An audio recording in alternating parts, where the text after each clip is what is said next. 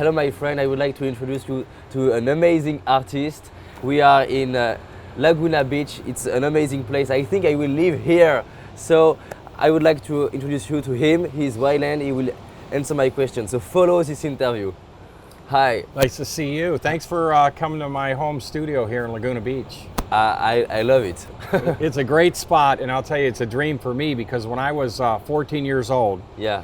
I grew up actually in Michigan, in Detroit, and my parents were auto workers.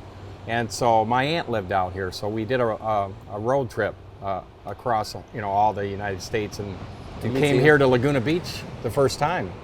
And I saw this beautiful Pacific Ocean, and I had dreamt about the ocean my whole life. So when I came here, right over here, not too far from where I live now, I ripped off my clothes to my bathing suit and I jumped in the ocean, went under a wave, and I came up and two gray whales spouted right in front of me.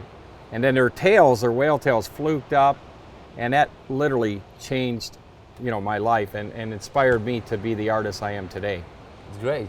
It's amazing because yesterday we did an interview with someone and he's Me too. yeah, a Canadian, and he said us the same thing. He just traveled to Laguna Beach and just loved it and decided to come here. It reminds me of the French Riviera. I mean, it's so beautiful. Look at that. And I'm really fortunate. Against all odds, an artist that grew up, in Detroit, far away from the ocean, but surrounded by the Great Lakes. Yeah. So that's my connection, really. I'm a water sign. I'm a Cancer, crab. And water has influenced everything in my life till this day. But I always wanted to come to California. I felt that my art reflected the kind of new things, new ideas, and the environment, which I was always passionate about using my art to bring attention to protecting our oceans, our lakes, rivers, streams, to protect our planet. Because without a healthy planet, we don't have anything. So I got that message early. In the early 70s, they had the first Earth Day, Greenpeace. I remember hearing about a lake in Cleveland that actually caught on fire, a river. And I went, my goodness, what are we doing?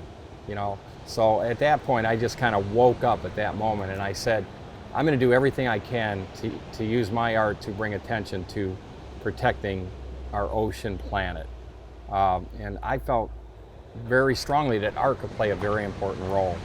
And it turns out it has. So for you, the art, it is a way to fulfill your mission? Yeah, I'm a pure artist. I've been painting since I was 3 and 4 years old. I started painting dinosaurs when I was like 4 years old in Jurassic scenes.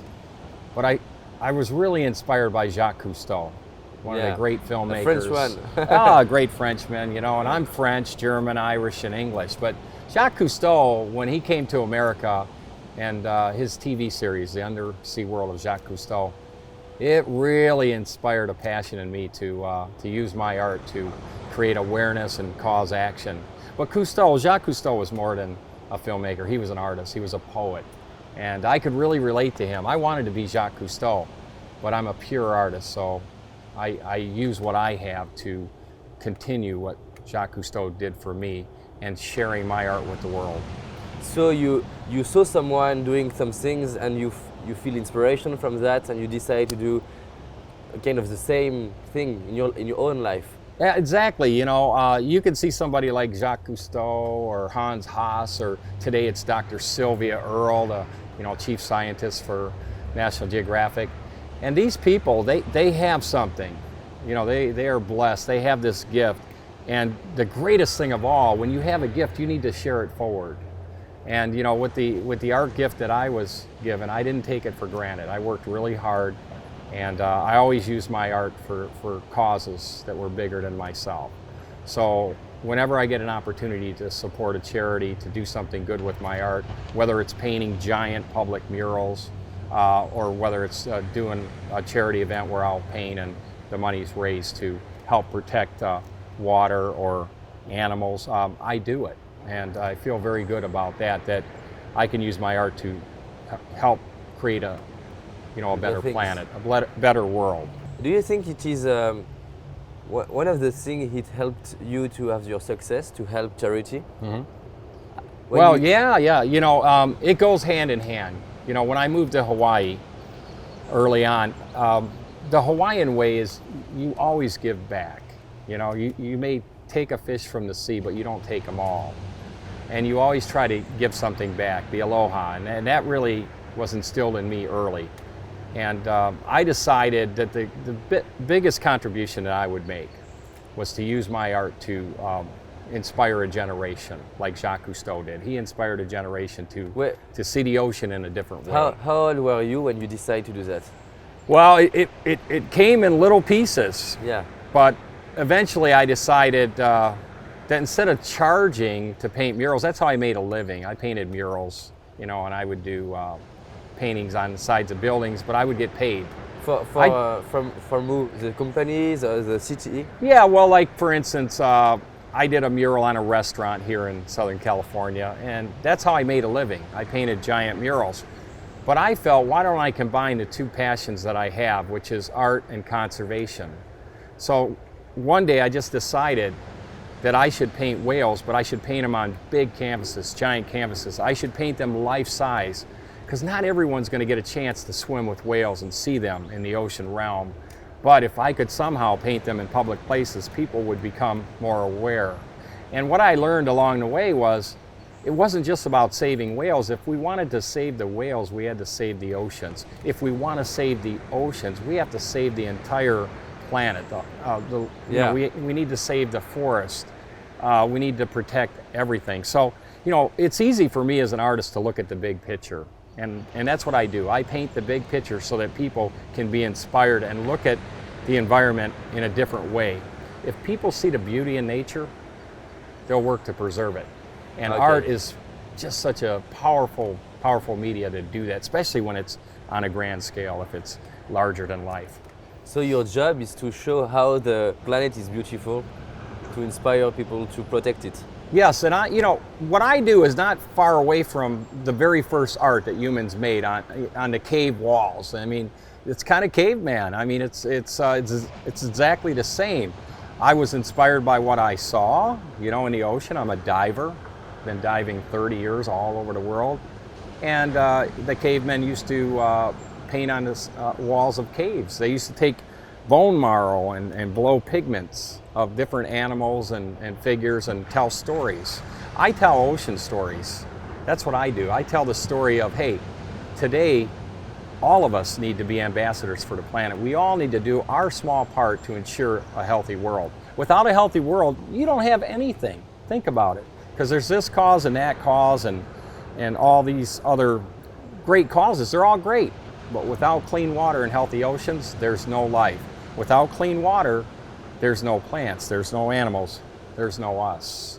So that's the kind of the spirit of my cause, which I think is probably the most important cause of our day, and that is to protect our water planet for all of us and future generations. And that's really what I'm doing. It looks on the surface that, hey, Wyland just paints beautiful pictures. If you look a little deeper, you'll see the messages in my art.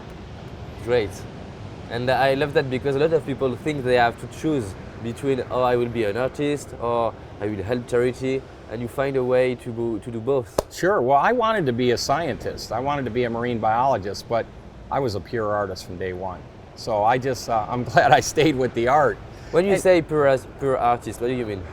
I have the gift to paint and create things from what I feel and what I see. And when you're a pure artist, it's hard to describe it. It's just in you, and it has to come out. It's like people that create great music. That's what they do. And I feel really blessed that I've had the opportunity to just naturally, through paintings, through sculptures, through music that I write and produce, through films that I make, to basically look at what's happening today and then communicate that through beautiful art. And I also like collaboration. And I think today, in the last century, it was all about Jacques Cousteau, this individual, this group. Today, we all must be united. We need to build bridges, not walls. We need to all work together to ensure that we have, a beautiful planet to live on. This is the only one we got. So if art can play a small role, then that's the role that I want to play. And then I also want to keep art in all the schools, not only in America, in all the schools, because art is the one element that all children need to look at things in a different way.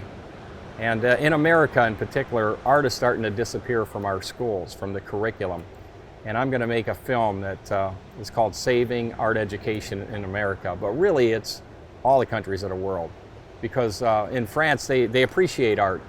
I know when I did the mural in Nice, oh my God, all the artists came out, everybody came out and, thought, hey, why are you painting these whales? You're an artist, you should be painting beautiful women. I go, I paint beautiful women, but they're 40 tons and they have baleen. And they would laugh and everything. But yeah, I just feel I was an artist in the right place at the right time. So as the environmental movement just started in the early 70s with Greenpeace, the first Earth Day, Jacques Cousteau, all my, hippies and surfers. Who would have thought that the hippies and surfers were right? We need to protect our ocean. They were exactly right, and they're still right today. So, not that I'm a hippie or a good surfer, but I'm somebody that has seen changes in my life, and not positive changes. But the good news is this. According to the top scientist on Earth is Dr. Sylvia Earle. She says what we do in the next 10 years will impact the next 10,000. So I look at this as a very positive.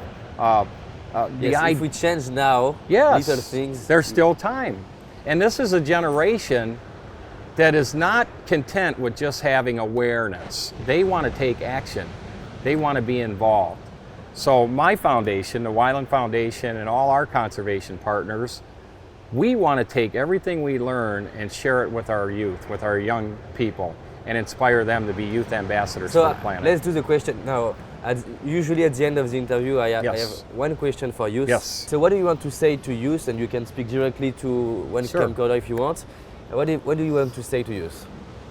Well, I would say to every human being on the planet, and particularly to young people, that you have the ability to change the world. So, learn everything you can, and then share your knowledge with everyone you know, and then take action. You are the generation that can literally protect and save the planet. A lot of the coral reefs are disappearing. Sharks are being hunted to extinction because of shark fin soup. These things are unacceptable. So I hope that you kids that are watching this, I hope you take this very seriously, that it is your opportunity to change the world. So you're going to inherit all the things that we're doing today. What I always say is this: if you want to protect the environment today, talk to us. If you want to protect it for the future, you got to get the kids on board. Okay, so what could be their first action? Because they can follow that and say, oh yes, we have to change the world, but it is a huge responsibility for a young man. What could be the first small action they can do now? Well, here's the simple action that you can take. Okay, first of all, when I talk to kids, and I talk to a lot of them, in my 36 years of Wyland Galleries and painting the 100 murals that I did, public murals, from here to China to Japan to France, I always invite kids to come paint with me. Wow. And I've painted with over 1 million kids. I count them now, 1,000,001, 1,000,002, 1,000,003. And then I have an opportunity to engage them through art and science. And some of these kids are better artists than me. But the thing that I see with young people and kids, they're hopeful and they're more knowledgeable. They know more than I did. And some of them, by the way, are better artists. So I may be out of a job after this. So no, it's just wonderful to see kids. They're so innocent. They're like sponges. But somehow they get discouraged. I would say to all the children in the world, never get discouraged. Believe in your dream. Okay? If you want to be a marine biologist like Sylvia Earle or a filmmaker like Jacques Cousteau, do it. Believe in yourself and don't let anybody tell you you can't do it. Because by doing something that you love, it comes through your heart, your mind, your soul, and that's when you can have the biggest impact. But I think the cause of protecting our planet today is at forefront of an environmental renaissance period.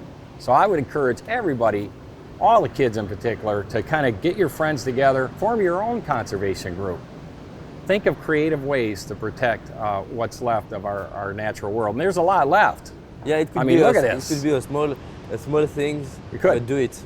Do it. And one of the great things that the Wyland Foundation does every April, we have Earth Month, we call it Earth Month April, is we encourage all citizens to be water wise, to simply think about ways that they can conserve water. When you're brushing your teeth, shut it off, shut off the faucet, don't let it run.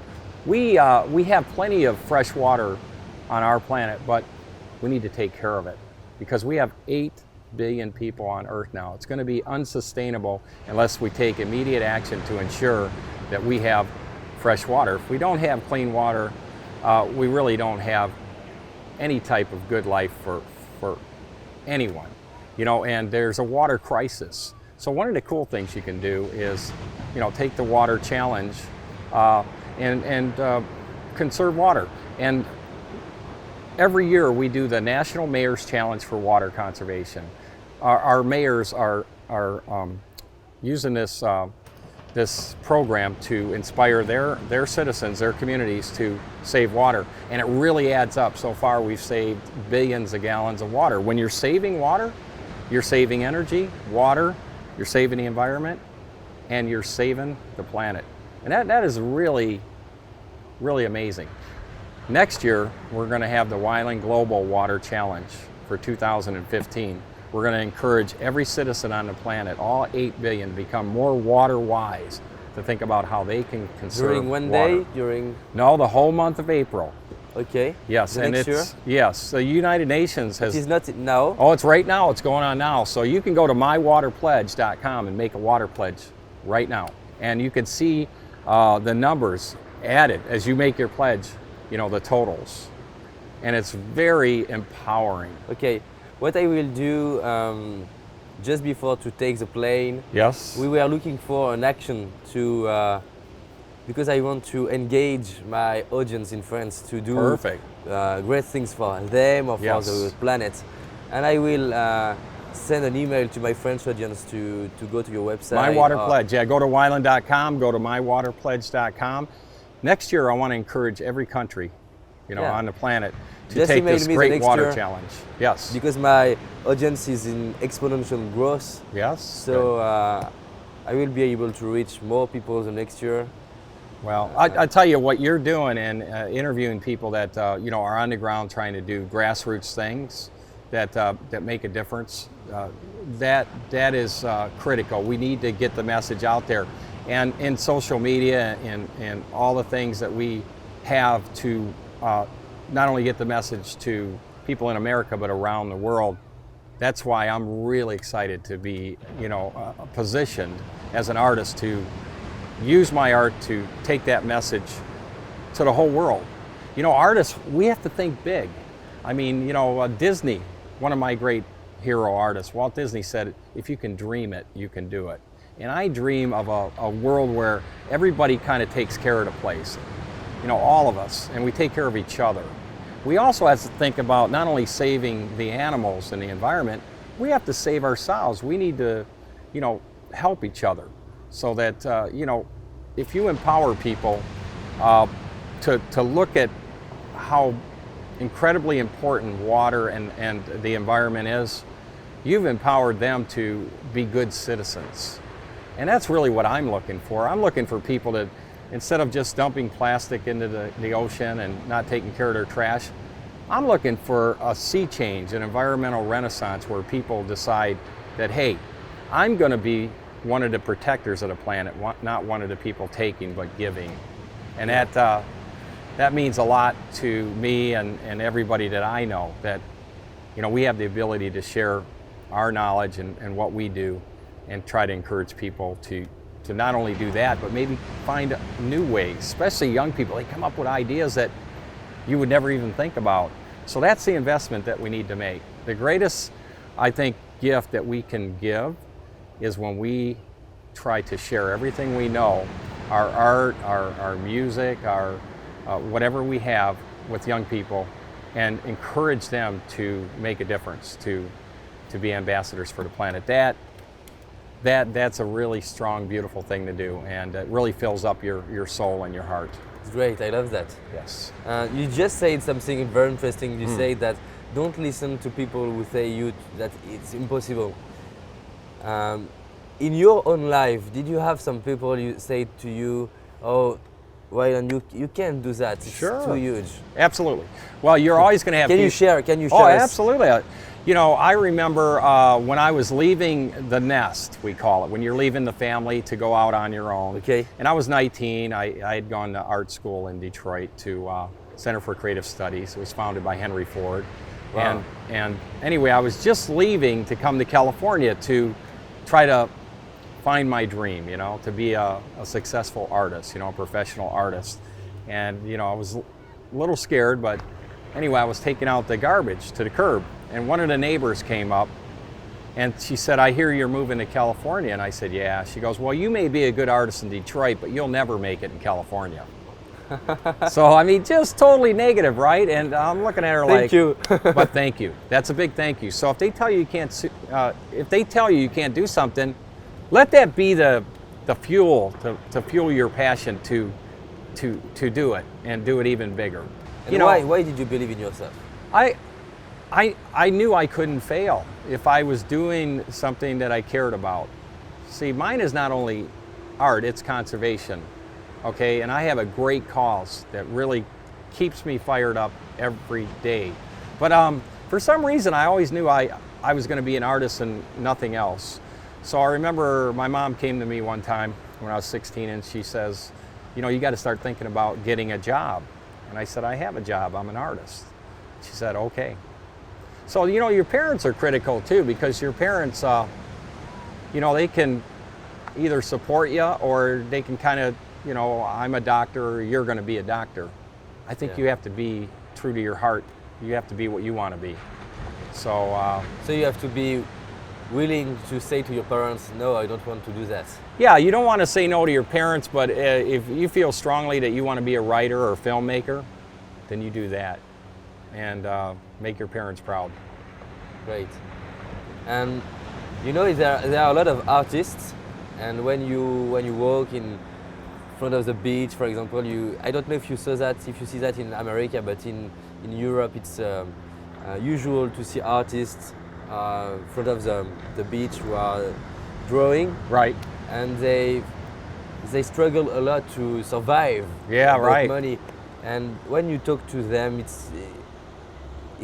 they have a great talent, right, but they don't know how to use it market to be it. successful.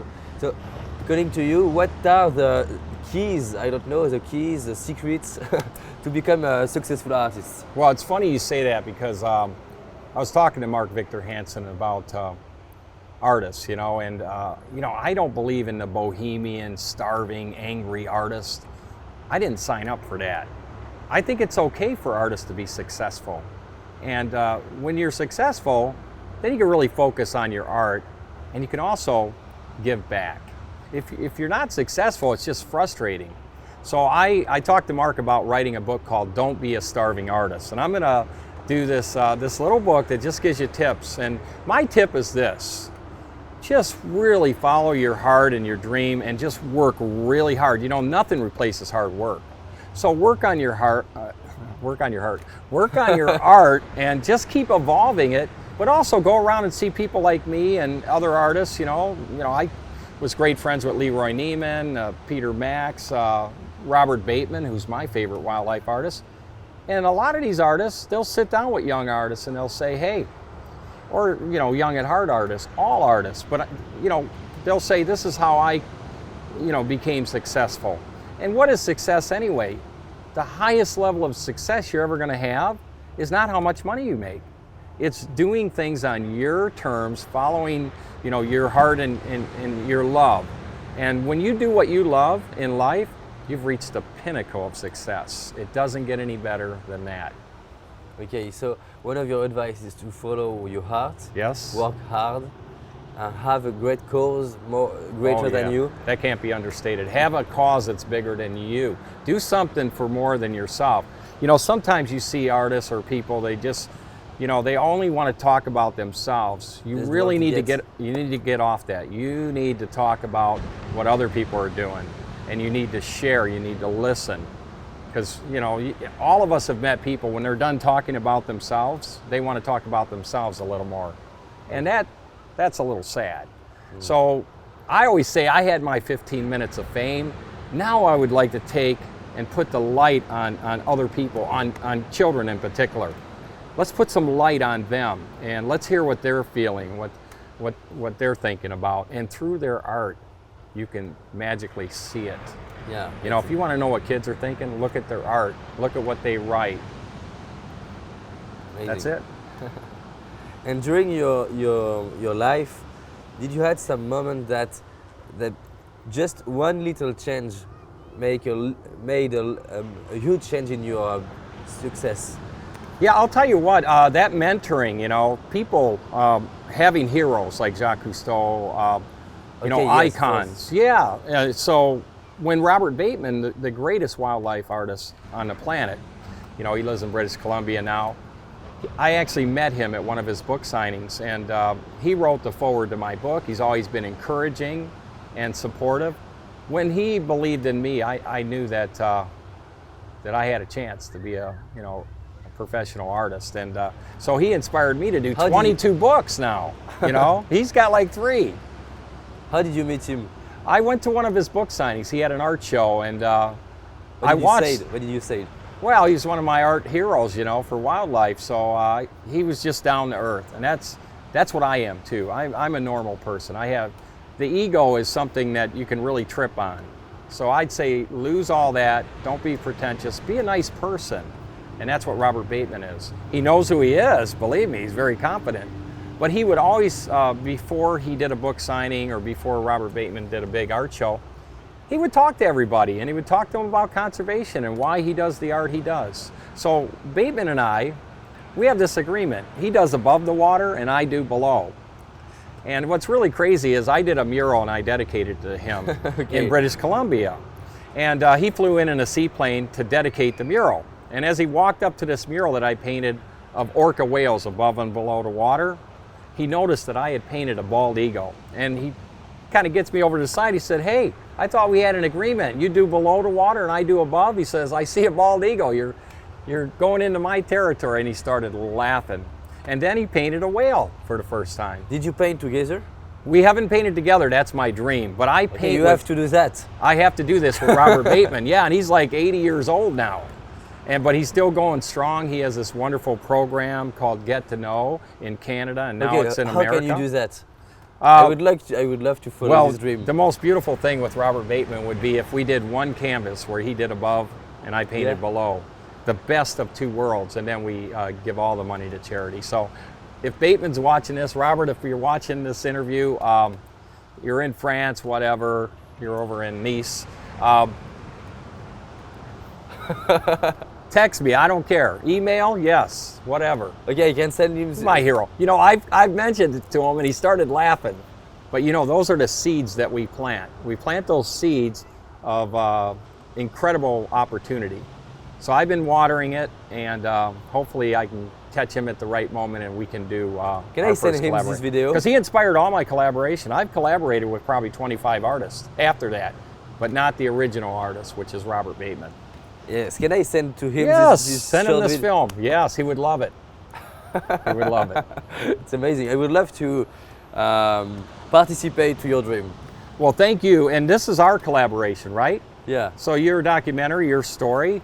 So collaboration is a mastermind theory, which is 2 ideas make more than 2. 2 people together make more than 2. And I'd like to see more of that. I'd like to see 8 billion people collaborate on protecting our land, our air, our sea. And then that's the world that I'm shooting for. I'm thinking as big as I can to make that happen. I'm going to do my part. I hope everyone will do theirs. Very great. And during your journey, did you have sometimes you were struggling, you felt doubt about your success, and how did you shift it? Well, the whole thing, yeah, there's challenges, but the challenges are where you really, you really grow. So against all Can you share odds- one of your struggles? I love stories. Well, my odds are when I came out here, you know, I didn't want any help. I didn't want anybody, you know, sending me any money or helping me.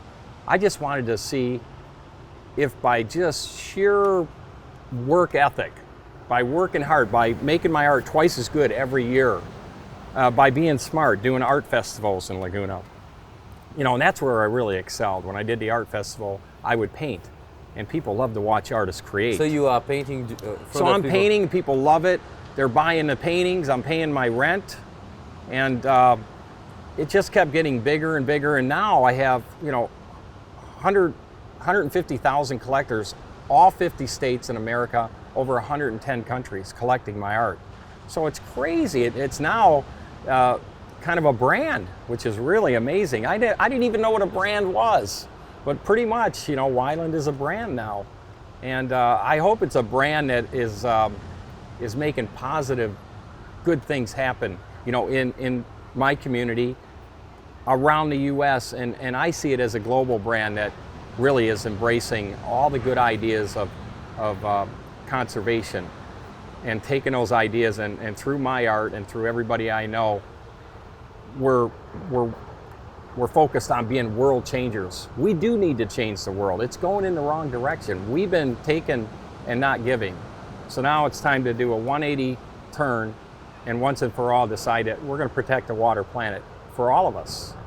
And that's the greatest gift of all. Yeah, I think so. I'm every time impressed by how artists find inspiration. Do you have some ritual to find inspiration? Yes, I have ritual right there. That is my inspiration right here. Yes, and that's how I justify this. If I'm going to paint the ocean realm, I need to see it. Plus, I kind of feel like I'm the custodian, you know, I'm like the mayor here. I kind of look over there, make sure the kelp's healthy. I put on my diving gear, you know, Scuba Pro. I dive under the kelp and say hi to all the beautiful whales and the dolphins, the sea lions that live here, the Garibaldi. And I take all that beauty that I see when I'm diving the ocean, and then I just come right up here in my studio and paint it. It just kind of comes through me.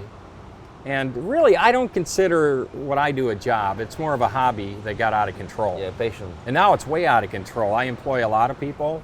I live in 3 beautiful places. Hawaii on the North Shore. I live in Laguna right here, and I also live in the Florida Keys. And I kind of balance between work and play. And I've never had to get a job, so this has got to be the greatest gig on earth. Absolutely the best job on earth. And everybody can have that type of job. You just have to decide that that's what you want to do. Yeah. You want to have fun, and do we need to make a living? Yes. So I don't want you to be stupid about it. You know, I want you to find a balance between work and life. And that's the greatest job on earth, if you can find those two. You know, if you can find a thing that you love and a way to be successful, and then take all that and be able to give it back. That's when you're really, you know, fired up. You see these people, they look stoked all the time and they're happy, they got that grin on their face. That's because they're doing that. Great. I mean, I get up every day, I look out there and I go, wow, the pelicans kind of fly by. And Yes, even if I'm not very interesting diving. what you're saying. Yes. A lot of people, and myself sometimes, Yeah. I can be in front of an amazing thing of the nature, Right. and don't be present to be able to have gratitude.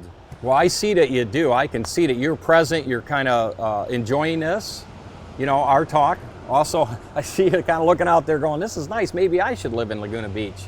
Well, you should. We need more cool artists here in Laguna Beach. And Laguna Beach is an art colony. It's an art colony. But yeah, if you're How do you center yourself to be able to embrace to Yes. Well, if you want to realign your DNA, if you want to center yourself, jump in the ocean. It recharges your whole being. See, I am a true water sign. I'm more comfortable in the water than I am on land. I'm a fish, okay? So, you know, and water is a good deal of our body is water. But water is the one element that can recharge you, and it's like being reborn. So when I'm in water, I'm reborn. And So you I find don't a take it way- lightly how important water is, though. Water is the one element that no animal, plant, human can live without. So water is the key, and we need to really decide once and for all that we need to protect every drop. Every drop counts, and every drop's connected. Think about this: water connects all the people on the planet. Yeah. And that's our connection. So you can't look at just protecting, say, Laguna Beach or the Pacific Ocean. If you want to protect water, you have to protect it all. So as an artist, I'm able to look at the big picture that, the planet is blue, the blue planet. And if we have a chance to protect, our ocean and our water planet, it's going to include all of us as ambassadors to accomplish that dream, that goal. So that's the greatest thing about being an artist like myself is, scientists have to follow rules. Artists get paid to break the rules. That's what we do. That's what we live for. But see, I kind of consider myself an artist and a scientist and a teacher. So what I do is I bring science and art together. In nature, art is everywhere. They may go in separate directions, but in nature, art and science always come together. So I have the ability to do both. Generally, you're a scientist or an artist, but I get to use both of these great things to create an idea that, hey, look at the big picture here. That if we're serious about protecting our environment, we need to protect it all, not just one area, not just your community, but you need to understand the connection. What happens in China impacts our water here and vice versa. So now, this is the greatest time in history to be alive, because you can make a difference, you can change the world, and that's what I really want to be. I want to be a world changer for the good. Great. I would love also to know, when you are painting, Yes. it's like to have a task to do, and when do you know when it's finished? Yeah, everybody says that. How do you know when a painting or a mural or a sculpture is finished? Well, it's finished when it's done. And how do you know when it's done? When it's finished. You just know. I know. I mean, to me, art has never been hard. It's like breathing. So I just instinctively know when something is finished. Because you can overwork it. You can work a painting so hard that you can actually take the soul out of it. You just know. It's a feeling. Okay, and same thing with music. When I'm writing music and blues, I feel it. And when I'm writing songs, I'm painting pictures. It's exactly the same. Okay, so you feel. Yeah, you don't feel know, it deeply. You feel that it's finished. Your heart, your mind, your hand, everything kind of comes together at that moment. But you know when it's done. The moment you finish, you know it. Great, I love that. Yes. And I would love to know, so when sometimes I have artists in my clients, and some of them struggle to show their work to the world because they're not sure. Well, let me tell you, I know where you're going. This is the greatest time in history to be an artist. Why? Because people are interested in art. People have always been kind of interested in art, but it seems like the best time to be alive and be an artist is today, because so many more people have access, through social media, through the internet, to see your art. It isn't just a handful of people saying that's art and that's crap. So if you're an artist, I would say use social media, develop your website, your virtual gallery, and let the whole world see your art. It isn't just a few highbrow people now, And for me, I don't create art for art critics, okay? I create art for the people, and there's a lot of them. If you're painting to just kind of appease an art critic. Yes, it's like a movie with the Oscar. Right. No, it's the very same. So paint for you first. Paint something that you're passionate about, that you feel, and then worry about that. Don't worry about what other people are thinking, what critics are saying. Again, I will never paint for art critics. I don't care if they don't like me, they do like me. As long as they spell my name right, I'm happy. I'm painting for me. And then, fortunately, my art is collected worldwide. And I'm the type of artist that art critics generally don't like. But you know what's funny? Is they actually like me now because they see the conservation things I do, and their kids like me. So it's all good. But yeah, don't ever worry about that. Don't worry about what the trend is. Worry about what you're doing, what you see, what you feel, and then put that on canvas, put that in a sculpture, put it on the sides of buildings like I do. If you like it, there will be people. If you like it, they will come. And there's a lot of people interested in art. So it's the greatest time to be an artist So you don't today. have to create what the people want. Never. Don't ever create what the people want. Create what you want. Yeah, if you do that, you're faking it. Never fake it. Art can't be faked, and especially when you see children can see right through a fake. And see, I relate to kids because I have a kid's job. I'm an artist. That's not a real job. They look at me and go, hey, you guys painting on the wall. So I guess that's why I relate to kids so much. But the best art there is kids' art. It's so pure. It's so innocent. I know Picasso spent his entire life trying to paint like a kid, like a child. And I see that. And it's actually, when I'm painting murals or I'm painting with kids, I look over there and go, whoa, why didn't I think of that? So sometimes you gotta kind of look over there and steal from a kid. I think Picasso did, and I know I've certainly learned as much as the kids have learned from me, I've learned from them. Yeah. Yes. I would love also to know, I have a lot of questions because you are Sure. It's okay. my second artist. All right, good. We did Who was the first artist? Connie Gordon. Good. Do you know her? Uh-huh. Yep. She was amazing also in Miami. Yeah, you know, art is cool, you know, and you know what's cool about art? People love to see artists create things. Yeah. You know? And I have a show on PBS called Wyland's Art Studio, and it's going to go to France, and we got an international distributor now. But where I take a blank canvas, and in 22 minutes, I paint an entire painting. 20 minutes? Yeah, 22 minutes. So it's kind of cool, and it's real loose and fast. How I paint is similar to a Polaroid photograph. Remember when they had Polaroid photographs, cameras? You see a big, white canvas turn into a mass of color and then slowly come into sharp focus. And then you add the final details. So you do the background first? Yeah, I actually shoot my film, my TV series, Wyland's Art Studio here. Yeah, I covered a whole canvas with the background. Okay. And then I just sharpen the detail. And then once I Okay, paint... you don't draw for example, if you have a fish to draw? I don't draw anything. You don't, okay. No, I just start blocking in masses of color. This is why, I want to share kind of my technique, with all artists.